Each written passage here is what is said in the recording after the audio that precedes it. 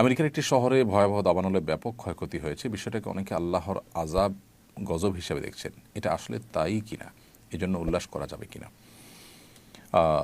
আমরা অনেকে ইতিমধ্যে শুনেছি যে আমেরিকার হলিউড নামক একটি শহরে ভয়াবহ দাবানল পুরো শহরকে পুড়ে ছাই করে দিয়েছে।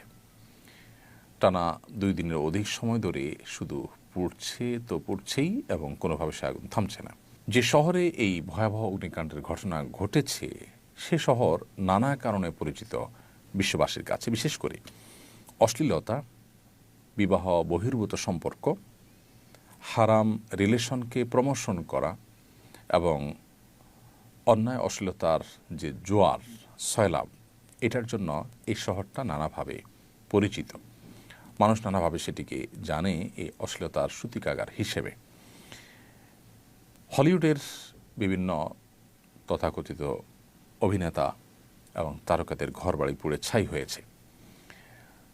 মানুষের মধ্যে যারা অশ্লীলতাকে ছড়িয়ে দিতে চায়, ব্যাপকভাবে বিস্তৃত করতে চায়, তাদেরকে আল্লাহ রাব্বুল আলামিন ভয়াবহ শাস্তি দিবেন বলে কোরআনে কারিমে আল্লাহ তাআলা জানিয়েছেন।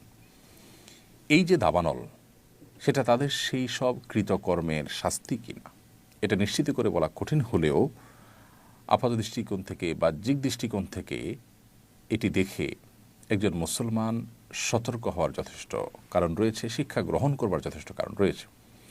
আমরা জানি যে ইতালির পম্পেও নগরী, এটাকে পাপের নগরী বলা হতো।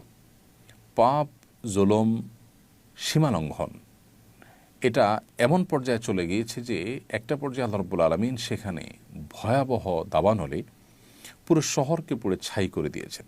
এখনও সেই কয়লা হয়ে যাওয়া শহরটি ওইভাবে কয়লা অবস্থাতেই বিশ্ববাসীর কাছে এখনও দৃষ্টান্ত হিসাবে, শিক্ষা গ্রহণের উপাদান হিসেবে এখনও টিকে আছে। হলিউডের এই যে আগুন, এই আগুন সেরকমই কোনো শিক্ষাদায়ক, সেরকমই কোনো অ্যালার্মিং কোনো বিষয়, কোনো ঘটনা হওয়াটা মোটেও অস্বাভাবিক নয়। একজন ইমানদার এখান থেকে শিক্ষা গ্রহণ করবে, উল্লাস নয়, বরং এখান থেকে শিক্ষা গ্রহণ করাটাই হতো আমাদের কর্তব্য, যে আমরা আল্লাহর অবাধ্যতার পথে যাওয়া, হারাম বা অন্যায়ের পথে যাওয়া থেকে আমরা বিরত থাকব। আমরা যদি আল্লাহর অবাধ্যতার পথে যাই, আল্লাহর রাব্বুল আলামিন ছাড় দেন, কিন্তু একটা সময় আল্লাহ তাআলা পাকড়াও করেন। আল্লাহ সুবহানাহু ওয়া তাআলা ছাড় পেতে পেতে একটা সময় আমাদের কাছে মনে হয় যে না, আল্লাহ বোধহয় আমাদেরকে আর পাকড়াও করছেন না, কিন্তু একটা সময় ঠিকই আল্লাহ সুবহানাহু ওয়া তাআলা ধরেন এবং পাকড়াও করেন।